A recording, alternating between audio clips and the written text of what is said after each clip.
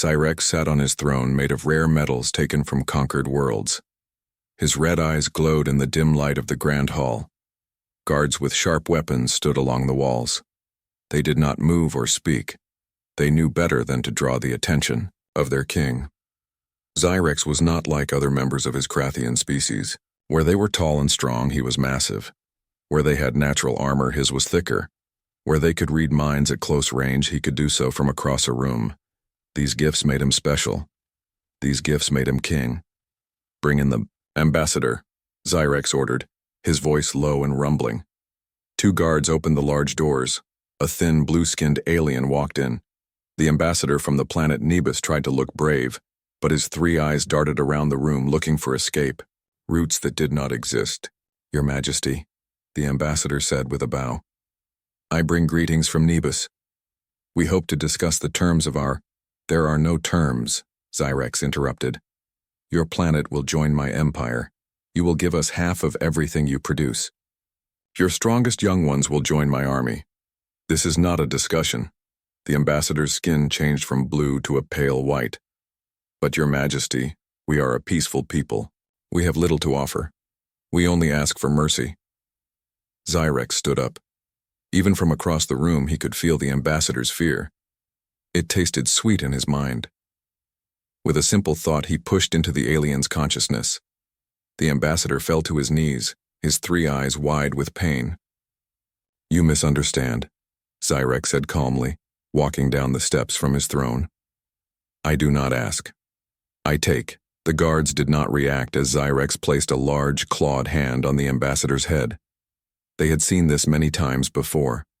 Some looked away. Some did not. None spoke. "Your planet has hidden resources, deep in your oceans. You thought we would not discover them," Zyrex said, pulling the information directly from the ambassador's mind. "These resources will help build my fleet. Your people will dig them out." "Please," the ambassador whispered. Zyrex let go. The ambassador collapsed to the floor, breathing hard. "Return to your planet. Tell them they have 3 days to prepare for our arrival. Those who resist will be made examples of. Those who serve well may live comfortable lives as my subjects." After the guards dragged the ambassador away, General Krell entered the throne room. Unlike the other guards, Krell walked with confidence. He had served Zyrex for 30 years and had earned the right to speak freely. "The fleet is ready, Your Majesty," Krell reported. "The new warships have been equipped with the mind control amplifiers. 1 ship can now subdue an entire city." Zyrex smiled, showing rows of sharp teeth. "Excellent. We will test them on Nebus. Their oceans hide minerals we need." "There is other news," Krell said carefully. "Our scouts report unusual activity. In Sector 17, a resistance transport was tracked there before we lost its signal." Zyrex frowned. The resistance was small but annoying, like insects that kept buzzing around no matter how many you killed. Their leader, Alara, was particularly troublesome. She had evaded capture for years. "What is in Sector 17?" Zyrex asked. "Nothing of value, according to our records. A few dead stars. No habitable planets. It is possible they are trying to establish a hidden base." Zyrex walked to the large window overlooking his capital city. Tall buildings reached toward the sky, all built by slave labor from conquered worlds. Ships moved through the air like fish in water, carrying resources and soldiers. "Send probe droids," Zyrex ordered. "If they are building a base, I want it. Found and destroyed." "Yes, Your Majesty." After Krell left, Zyrex remained at the window. 60 years ago, he had been just another Krathian warrior. Now 3/4 of the known galaxy bowed to him. Planets that once laughed at his small fleet now sent tribute and slaves. Species that thought themselves superior now knelt before him, but it was not enough. It would never be enough. The door opened again and a hooded figure entered. This was Malux, Zyrex's personal seer. The old alien's skin was gray and wrinkled, his eyes cloudy white. "You wish to see me, great king?"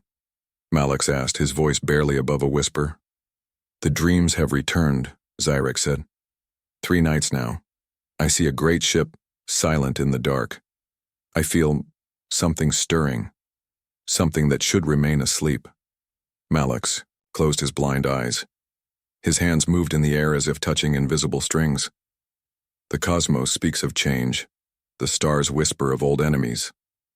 I feel, yes, a shift in the great balance. Xyrex grabbed the seer by his thin neck. Speak clearly, old one, or I will find a seer who can. The ancient texts, Malix gasped. They speak of a species that fought the Krathians long ago. Before your time, before my time. They were dangerous, unpredictable. What species?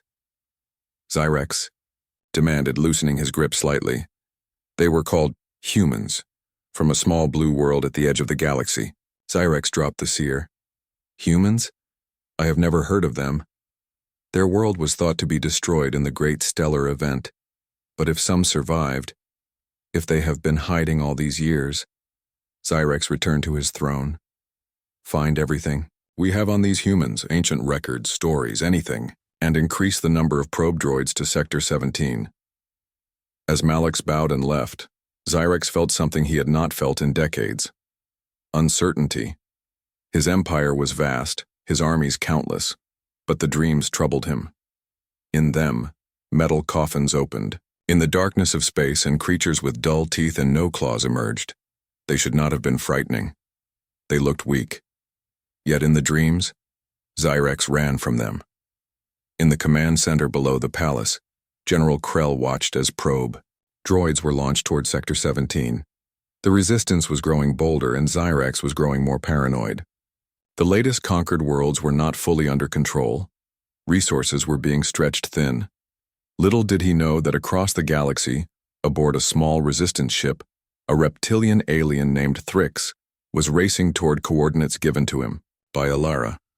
Coordinates that would lead him to a massive ship drifting in the emptiness of space, a ship where 10,000 humans slept, unaware that the galaxy waited for them to wake up.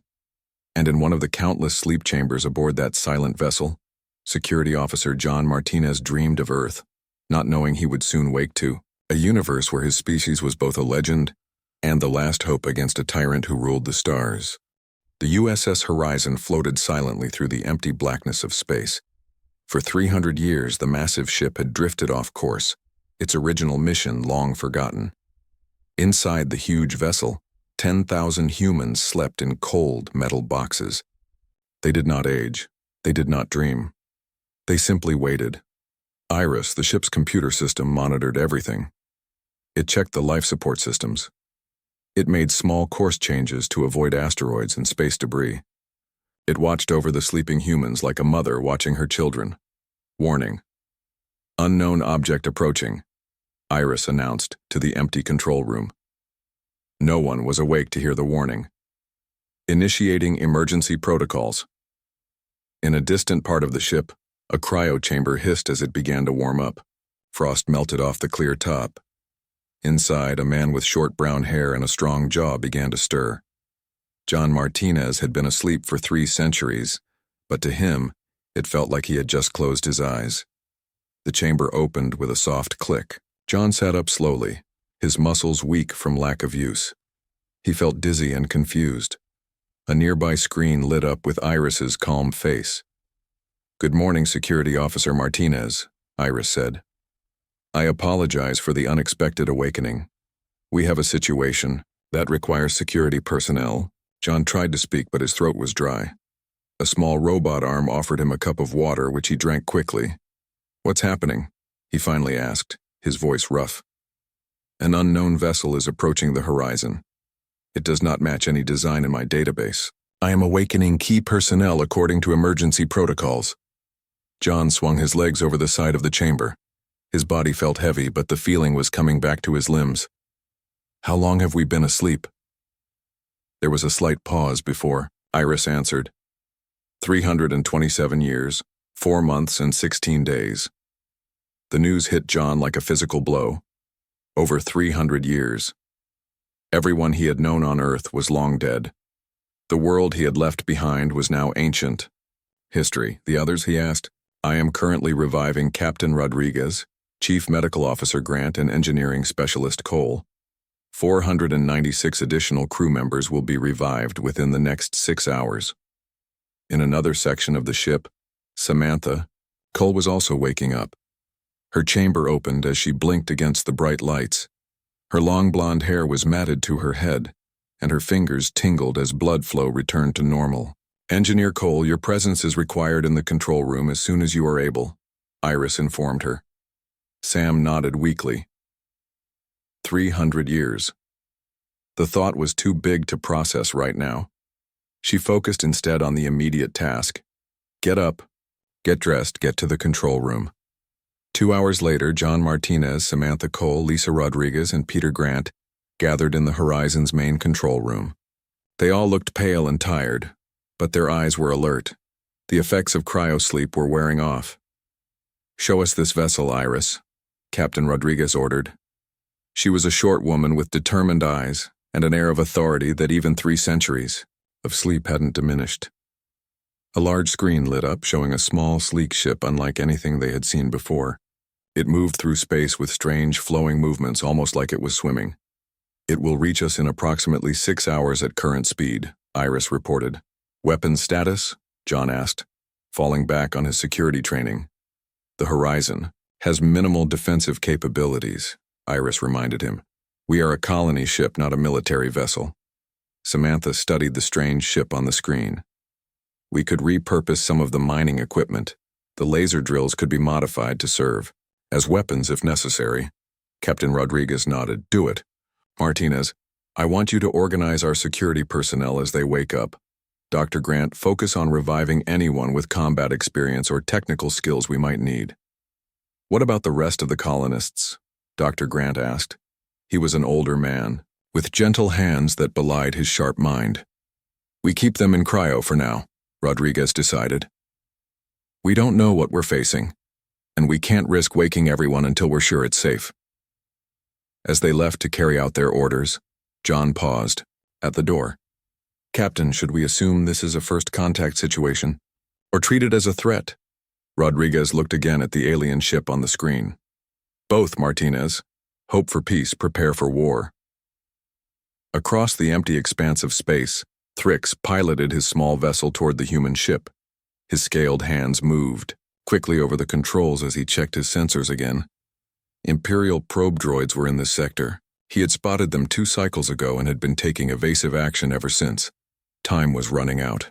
Ilara and the Resistance had placed their hope in finding these legendary humans. If the Empire found them first, that hope would die. Thrix's long tail twitched nervously as he increased speed. His ship wasn't built for combat. If the Imperial forces caught him, he would have no choice but to self-destruct to prevent them from learning about the humans. A warning light flashed on his console. Another probe droid, closer this time. Thrix cut his engines and drifted using the minimal power needed for life support. The droid passed by without detecting him. Once it was gone, Thrix resumed his course. The human ship grew larger on his view screen. It was massive, far bigger than he had expected. How many humans slept? Inside, hundreds, thousands. The ancient texts weren't clear on the numbers, only that humans had once been feared warriors who fought the Krathians to a standstill. A light blinked on his communication panel. The humans were trying to contact him. Thrix hesitated. His translation system might not correctly interpret their language. Still, he had to try. "Human vessel," he said, activating the universal translator. "I come in peace, seeking alliance against a common enemy. Please grant me permission to dock." Back on the Horizon, the crew listened to the alien's message. The translation was rough, but the meaning was clear enough. "It says it's not a threat," John noted, his hand resting on a makeshift weapon fashioned from a mining tool. "It also mentioned a common enemy," Samantha added. "What enemy could we possibly share with an alien species? We've been asleep for centuries." Captain Rodriguez made her decision. "Prepare the docking bay. Martinez, have a security team ready. Cole, you and Dr. Grant come with me to meet our visitor. Let's find out what's going on." As the alien ship approached the docking bay, Iris detected more activity in the surrounding space. "Captain, I'm registering multiple high-energy signatures entering the sector. Based on their movement patterns, they appear to be searching for something. Or Someone. On his approach to the human ship, Thrix saw the warning lights flashing across his console. Imperial forces had arrived sooner than expected. He had to dock now or risk leading Xyrex's forces directly to the humans. With a silent prayer to ancestors he didn't believe in, Thrix pushed his ship to full speed. The Horizon's docking bay doors opened just wide enough for his small vessel to slip through. As his ship touched down inside the human vessel, Thrix gathered the data crystal containing everything the Resistance knew about Xyrex's empire. He had found the humans, but now he had to convince them to fight. The fate of countless worlds depended on it.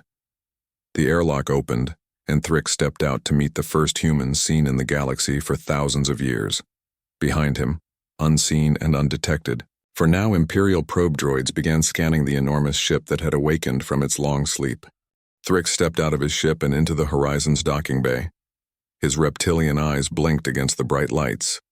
4 humans stood in front of him, 2 holding what looked like weapons. Thrix raised his hand slowly to show he meant no harm. "I come in peace," Thrix said, his translator converting his clicks and hisses into human language. "I am Thrix of the Meridian Resistance." Captain Rodriguez stepped forward. "I am Captain Lisa Rodriguez of the Earth colony ship Horizon. Why have you sought us out?" Before Thrix could answer, pain shot through his side. He looked down and saw blood seeping from a wound he had received while evading Imperial forces. The stress and exertion had reopened it. He stumbled forward. "They're coming!" Thrix gasped, reaching out with the data crystal in his hand. "The tyrant has found you!" Then darkness took him. Thrix woke up in the ship's medical bay. Dr. Grant stood over him studying readings on a screen. The doctor noticed. Thrix was awake and offered him water through a straw. Thrix drank gratefully. "You've been unconscious for 6 hours," Dr. Grant explained. "I've treated your wound as best I could, though your biology is different from ours." Thrix sat up slowly. "I must speak with your captain. There's no time to waste." Minutes later, Captain Rodriguez, John Martinez, and Samantha Cole joined them in the medical bay. Thrix handed the data crystal to Samantha. "This contains everything you need to know about Xyrex and his empire," Thrix said. "The Resistance has been fighting him for decades, but we're losing. Our last hope was to find you." Samantha took the crystal to a nearby computer. After some work, she managed to access its contents. Images and text filled the screen. The humans watched in silence as they saw planets being destroyed, species enslaved, and a massive alien with glowing red eyes sitting on a throne made of strange metals. "This is Xyrex," Thrix explained. "He has conquered 3/4 of the known galaxy. His Krathian forces are brutal and efficient, and now they know you exist." John frowned. "Why would this Xyrex care about us? We've been asleep for over 300 years. We're just colonists looking for a new home." "Because humans fought the Krathians before," Thrix said. "Long ago, before your people disappeared from galactic records. According to our oldest texts, humans were the only species the Krathians couldn't defeat. Xyrex fears you might rise again." Captain Rodriguez looked skeptical. "That's impossible. Humanity never encountered alien life before we left Earth." Thrix's reptilian face couldn't smile, but his eyes showed something like amusement. "Your recorded history is very short, Captain. There is much your people have forgotten." Iris interrupted their conversation. "Captain, I'm detecting multiple vessels approaching. Their configuration is similar to the ships shown in the alien data." Rodriguez's face hardened. "How many?" 17 smaller craft and 1 large vessel. They will reach us in approximately 5 hours. The captain turned to her crew. "Martinez, continue arming as many personnel as possible. Cole, I need you to find a way to make this ship move. We've been drifting for centuries. Can you get the engines working?" Samantha nodded. "I'll try, Captain, but even if I can, we don't have enough fuel for sustained flight." "Just enough to evade these aliens for now," Rodriguez said. She looked at Thrix. "You said you're part of a resistance? Can they help us?" Thrix hesitated.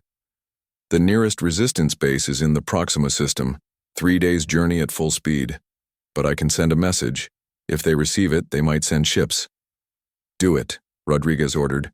We need all the help we can get. In the engine room, Samantha worked frantically to restart systems that had been dormant for centuries. Iris helped, running diagnostics and rerouting power where needed. Two newly awakened engineers assisted her. After 3 hours of work, Samantha wiped sweat from her forehead and pressed the final sequence. The ship hummed as engines powered up for the first time in 300 years. The lights flickered, then stabilized. We have propulsion, Samantha reported to the bridge. About 40% of normal capacity. It's the best I can do with the time we have. On the bridge, Captain Rodriguez nodded. Good work, Cole. Iris, plot a course away from the approaching vessels. Use minimal power. Let's try to slip away without them noticing. The massive colony ship began to move slowly through space. Its movements were sluggish, like an old person rising from a long rest. On the view screens, the approaching alien ships grew larger. They've spotted us, John reported from the security station. The smaller ships are changing course to intercept. How are our weapons coming along? Rodriguez asked. We've modified 20 mining lasers. They're not very powerful, but they might damage the smaller ships. We also have the pulse generators from the terraforming equipment. Engineer Cole thinks they might disrupt the alien systems.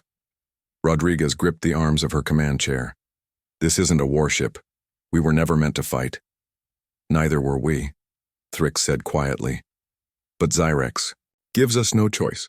In another part of the ship, Kyle Summers, a systems analyst newly awakened from cryosleep, studied the data crystal Thrix had brought. Unlike the others, who focused on the military information, Kyle was fascinated by the biological data on the Krathians. Iris, Kyle said to the ship's AI, analyze this information about Krathian telepathy. It says they communicate on specific frequencies. Analysis complete, Iris replied after a moment. Krathian telepathic communication occurs on frequencies between 18 and 22 Hz. Kyle's eyes widened. That's within our broadcast range. Iris, can we generate a signal that would interfere with those frequencies? Affirmative. The communication array can be modified to broadcast on those frequencies. Kyle rushed to the bridge with his discovery. As he explained his idea to Captain Rodriguez, hope flickered in her eyes for the first time since Thrix's arrival. If we broadcast on those frequencies, Kyle explained, we might be able to disrupt their telepathic communication. According to this data, their ships are partly controlled by telepathic links between pilots. Do it, Rodriguez ordered, and get Martinez up here. I want those weapons ready. As Kyle hurried to modify the communication array, the first Krathian fighters reached the horizon. They were sleek, organic-looking vessels that moved with unnatural grace. Beams of energy shot from their forward sections, striking the horizon's hull.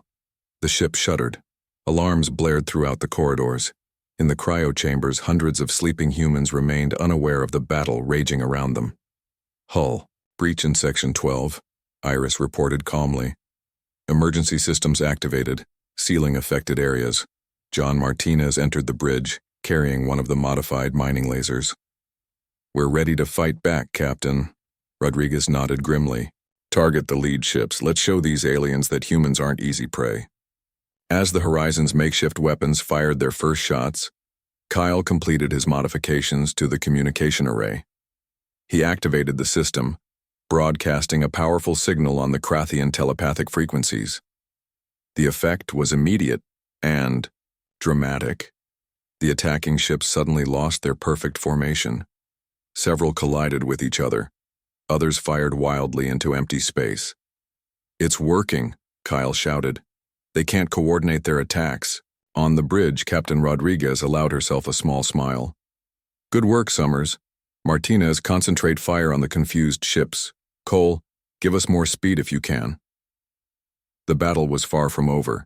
The larger Krathian vessel was still approaching, and the smaller ships were beginning to adapt to the disruption. But for the first time, the humans had hope. In his command ship, Vexar, Zyrex's most trusted general, watched in disbelief as his fighters faltered against what should have been easy prey. These humans were supposed to be primitives newly awakened from centuries of sleep. Instead, they had already found a way to disrupt Krathian telepathy. a weakness few enemies had ever discovered, let alone exploited. Vexar's clawed hand tightened on the arm of his chair. The humans would pay for this resistance. But first, he would have to report to Xyrex that the legends were true. The ancient enemy had returned. The battle continued for hours. The horizon shook with each hit from the Krathian weapons. Parts of the ship were damaged, but the humans fought back with everything they had. John Martinez led a team of 20 security officers. They used the modified mining lasers to shoot at the smaller alien ships. The weapons weren't very powerful, but they were enough to damage the enemy vessels. "Aim for their engines," John shouted over the noise. "That seems to be their weak spot." In the engine room, Samantha worked frantically to keep the ship moving. The old engines weren't designed for battle maneuvers. They groaned and sputtered as she pushed them beyond their limits. "Come on, you can do this," she whispered to the machinery. Her hands moved quickly over the controls, redirecting power and cooling systems to prevent overheating. On the bridge, Captain Rodriguez watched the battle unfold on the main screen. Kyle Summers sat at the communication station, continuously adjusting the frequency of their telepathic jamming signal. "They're adapting," Kyle reported. "I have to keep changing the frequency or they'll break through." Thrick stood beside the captain, his reptilian eyes fixed on the approaching command ship. "That's Vexar's vessel. He's Xyrex's top general. If he's here, the tyrant considers you a serious threat." "Good," Rodriguez said grimly. "Iris, how many of our people are now awake?" 712 crew members are currently active," the AI responded. "The remaining 9,288 colonists remain in cryo sleep." Rodriguez nodded. "Keep them that way. I won't risk their lives unless absolutely necessary." Another blast hit the ship. The lights flickered and alarms blared. "Hull breach in Section 23, Iris announced. "Sealing affected areas." Rodriguez hit the ship-wide communication system. "All personnel in Sections 20 through 25 evacuate immediately. Move to intersections." The battle seemed hopeless. The Horizon was a colony ship not built for war. Despite their clever defenses and brave fighters, they were outnumbered and outgunned. Then something unexpected happened. 3 new ships appeared, on the edge of their sensors. They were small but fast, and they immediately began attacking the Krathian vessels. "Resistance ships," Thrick said, his voice filled with surprise and hope. "They received my message." The resistance vessels moved, with incredible speed, darting between the larger Krathian ships and firing at their weak points. Their arrival changed the tide of battle, giving the Horizon a chance to escape. "Cole, give me everything the engines have got," Rodriguez ordered over the comm. "This is our chance to get away." In the engine room, Samantha diverted all available power to the propulsion systems. The ship lurched forward slowly at first, then with increasing speed.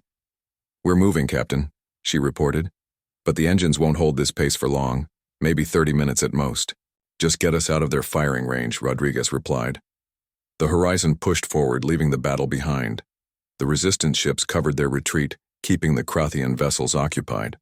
On the main screen, they watched as one of the resistance ships exploded in a bright flash of light. "They're sacrificing themselves for us," John said quietly. Thrix nodded. "That is what resistance means. We die so others might live free." For 6 hours, the Horizon traveled at its maximum speed.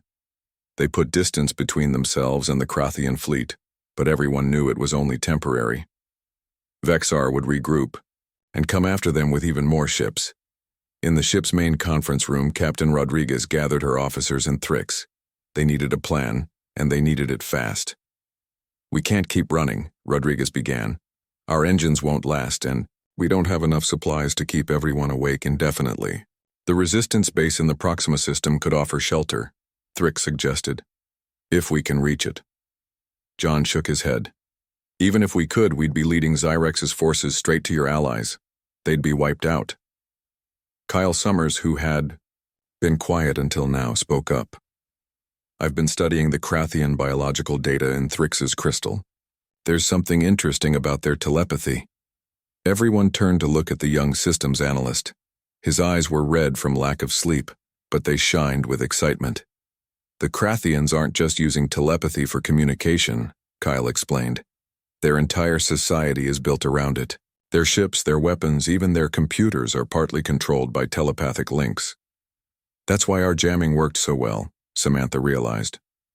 Yes, but there's more, Kyle continued. According to this data, humans have a natural resistance to Krathian telepathy. Our brains are wired differently. That's why they couldn't conquer us before. Captain Rodriguez leaned forward. Are you saying we have a natural advantage against them? More than that, Kyle said. I think we could build devices that not only block their telepathy, but turn it against them. With Engineer Cole's help, we could create weapons that specifically target their telepathic networks. For the first time since the battle began, hope spread through the room. It wasn't just about surviving anymore. They might actually have a way to fight back. How long would it take to build these weapons? Rodriguez asked. Samantha thought for a moment. With enough hands, maybe 2 days, but we'd need materials. I know where we can get them, Thrick said. There's a mining outpost in the next system. It's small, with minimal Krathian presence. We could raid it for supplies. John nodded approvingly. A strike mission. Small team in and out quickly before they know what hit them. It's risky, Rodriguez said, but it might be our only option. Martinez, assemble a team. Cole, make a list of everything you need. We'll plan the raid immediately. As they left the conference room, Dr. Grant approached the captain. There's something else we need to consider. We have over 9,000 people still in cryo sleep. What happens to them if we fail? Rodriguez had been asking herself the same question. Those people were her responsibility. They had left Earth looking for a new home, not a war with an alien empire. We wake more of them, she decided. Not all, but enough to give us a fighting chance. Look for people with military or technical backgrounds in the passenger manifest. Doctor, Grant nodded and left to carry out her orders. Rodriguez remained alone in the conference room, staring at the star map on the wall. Somewhere out there, Zyrex was waiting. The tyrant who had conquered most of the galaxy was now hunting them. But humans had fought his kind before and survived. Perhaps they could do more than survive this time. Perhaps they could win. In the depths of space, Vexar's command ship rejoined the main Imperial fleet. The general knelt before a large holographic projection of Zyrex. The humans escaped, my king, Vexar reported, keeping his head bowed. They had help from resistance ships, and they used a technology that disrupted our telepathic networks. Zyrex's holographic image showed no emotion, but the temperature in the room dropped noticeably. Find them, Zyrex ordered. Find them and destroy them before they can wake more of their kind. The ancient texts were correct. Humans are dangerous. They remember things that should have been forgotten. Yes, my king, I will not fail you again. As and oh. The hologram disappeared. Vexar rose and began issuing orders to his fleet. 50 warships, the largest force assembled in decades, prepared to hunt down a single colony vessel. The galaxy was about to witness the kind of war it hadn't seen in thousands of years. The mining outpost hung in space like a metal spider. It was built into a large asteroid, with drills and equipment extending outward. Only 20 Krathian guards patrolled the facility. They didn't expect any trouble in this remote location. John Martinez led the raid team. They approached in a small transport ship borrowed from Thrick's. Samantha Cole sat beside him, checking her list of needed materials one last time. 4 other security officers sat in the back holding their modified mining lasers. Remember, we go in fast and quiet, John said to his team. Get what we need and get out. No unnecessary risks. The transport ship docked at a maintenance airlock. The Krathian guards didn't notice the small vessel among the regular mining shuttles. John's team slipped inside the outpost and split into 2 groups.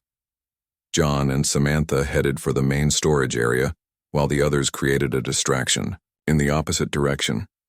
Alarms blared as explosions rocked the far side of the outpost. The guards ran toward the distraction, leaving the storage area unprotected. Samantha quickly gathered the materials they needed: rare metals, power cells, and specialized tools. 5 minutes until rendezvous, John reminded her as they loaded the supplies into large bags. A single Krathian guard discovered them as they finished. He raised his weapon, but John fired first. The guard fell, and they ran for the airlock where their ship waited. The escape wasn't easy. More guards had been alerted, and laser fire followed them through the corridors. One of John's team was hit and fell behind. They couldn't wait for him. "Go!" the injured man shouted. "I'll hold them off." John hesitated for only a second before continuing the retreat. The mission had to succeed even at a cost. They reached the ship and took off just as Krathian reinforcements arrived. The transport sped away from the outpost, carrying the precious materials back to the horizon. On the colony ship, more humans were waking from cryo sleep. Captain Rodriguez had ordered 1,000 more colonists to be revived, focusing on those with useful skills. Engineers, scientists, soldiers, medical professionals, anyone who could help them survive and fight back. Kyle Summers worked with a team of 50 engineers and scientists to design the anti-telepathy weapons. With Samantha's return, they finally had the materials they needed. "The concept is simple," Kyle explained to Captain Rodriguez as they stood in the newly established workshop. "We create devices that absorb Krathian telepathic frequencies and then reflect them back in a chaotic pattern. It would be like shouting into a canyon and having 1,000 distorted echoes hit you all at once." Samantha held up a small, round device.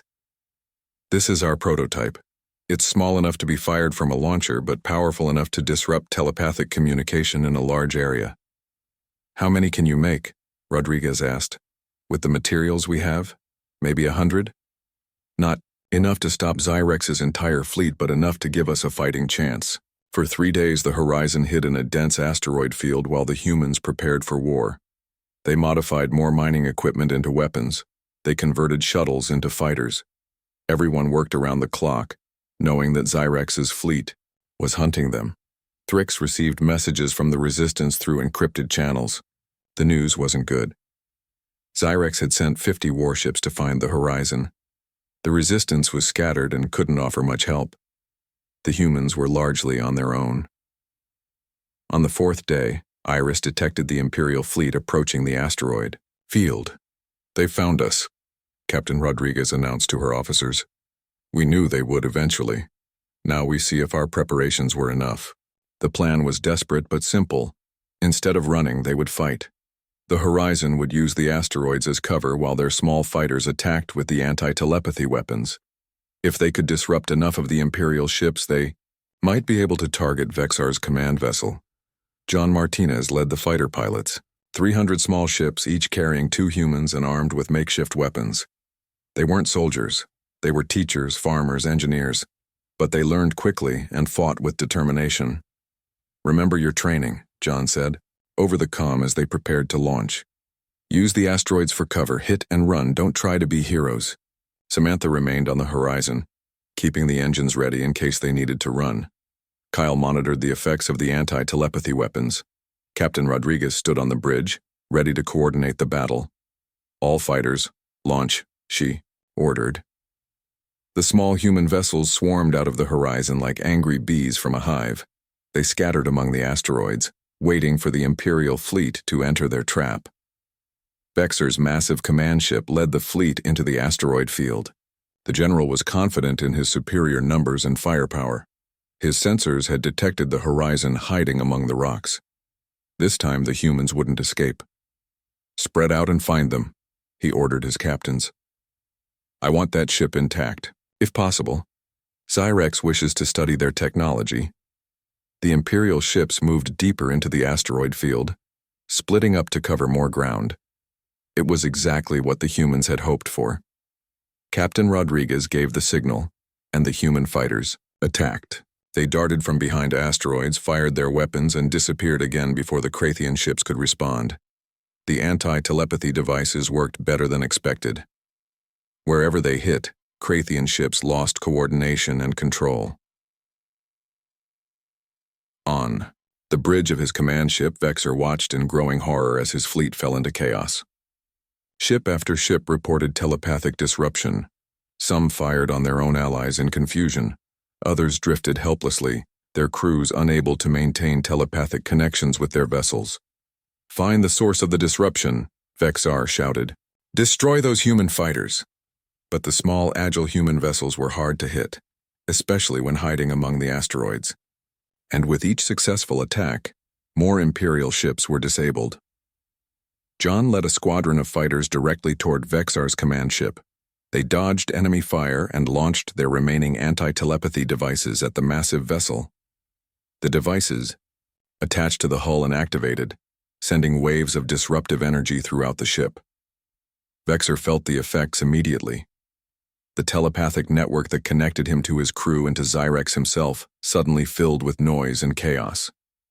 Pain shot through his head as he tried to maintain control. "Kill the humans," he screamed both verbally and telepathically. "Kill them all!"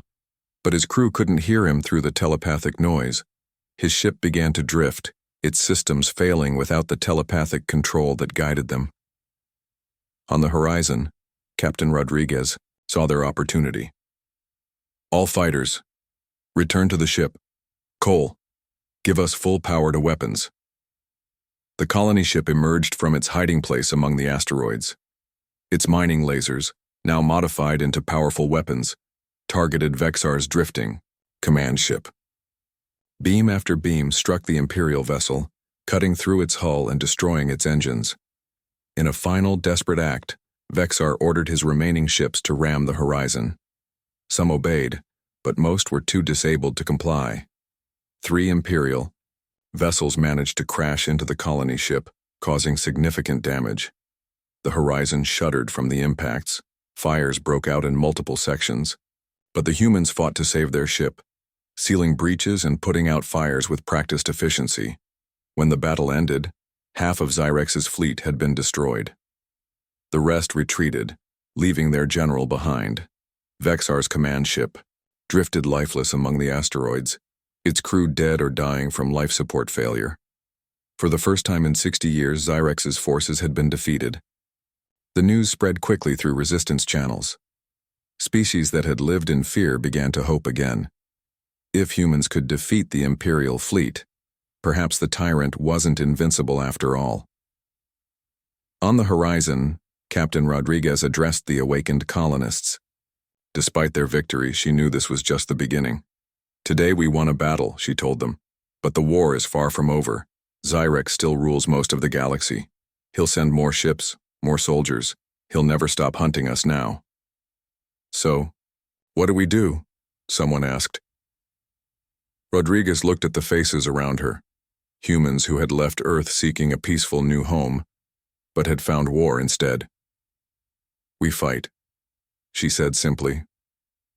"We fight for ourselves, and for all the species suffering under Xyrex's rule. We fight because that's what humans do when faced with tyranny." No one cheered. They understood the gravity of what lay ahead, but they nodded in agreement. They would fight.